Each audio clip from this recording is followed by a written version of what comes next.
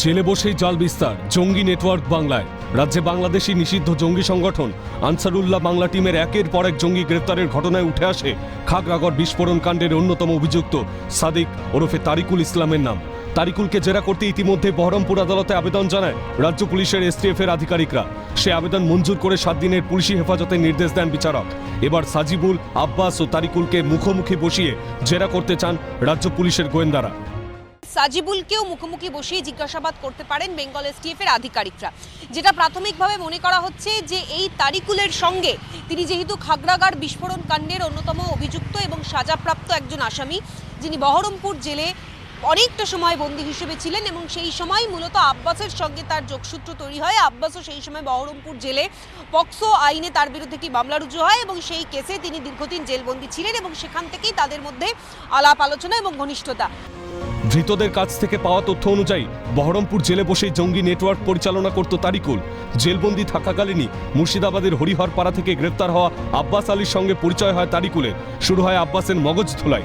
এমনকি ধৃত সাজিবুল ইসলামের সঙ্গেও যোগাযোগ ছিল তারিকুলের। শুধু তাই নয়, জেরায় তদন্তকারী আধিকারিকরা জানতে পেরেছেন কেরল থেকে ধৃত আনসারুল্লাহ বাংলা টিমের সদস্য মোহাম্মদ শাবশেখ ওরফে সাদরাদির সঙ্গেও যোগাযোগ ছিল তারিকুলের। স্লিপার সেলের জাল বিস্তার করতে তারিকুলের নির্দেশে কেরলে গিয়েছিলেন বাংলাদেশি সাদরাদি। রাজ্য পুলিশের এসটিএফ এর আধিকারিকরা জানতে চাইছেন জঙ্গি জাল কোথায় কোথায় বিস্তৃত, তারিকুলের সঙ্গে আর কাদের যোগাযোগ ছিল।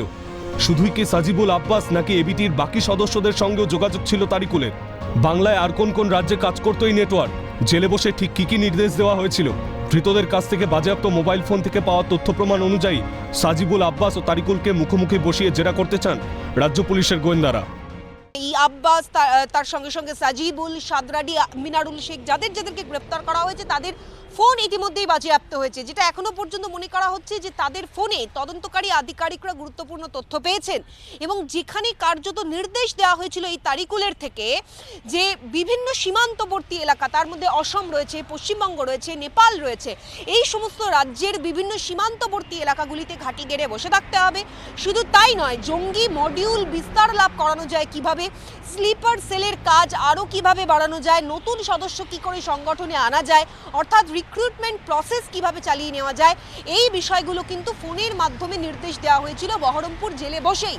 ফলে সেক্ষেত্রে দাঁড়িয়ে এই প্রশ্নগুলোও তদন্তকারী আধিকারিকদের ভাবাচ্ছে যে ফোন থেকে পাওয়া তথ্য প্রমাণ এবং তার সঙ্গে সঙ্গে তারিকুলকে মুখোমুখি বসিয়ে অভিযুক্তদের সঙ্গে জিজ্ঞাসাবাদ পর্ব, এটা অত্যন্ত তাৎপর্যপূর্ণ বিষয়। তাহলে ক্রস এবং ভায়া ক্রস চেক দুই করা সম্ভব হবে।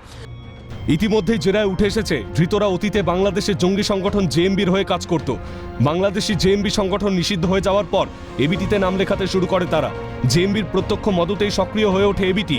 অসম, ত্রিপুরা, পশ্চিমবঙ্গ সহ একাধিক রাজ্যের সীমান্তবর্তী এলাকায় জেএমবি জঙ্গি সংগঠনের নির্দেশে নেটওয়ার্ক বিস্তার লাভ করে এবিটি। এখন প্রশ্ন উঠছে, জেলে বসে এত বড় কর্মকাণ্ড চালালো তারিকুল? নতুন করে জাল ছড়াচ্ছিল জেএমবি সংগঠন? মডিউল তৈরির চেষ্টা করা হচ্ছিল? তার কোনো খবরই ছিল না বেঙ্গল এসটিএফ এর কাছে? এতদিন পরে কেন হুঁশ ফিরল? এই প্রশ্নগুলোই ঘুরপাক খাচ্ছে বাংলার অন্দরে।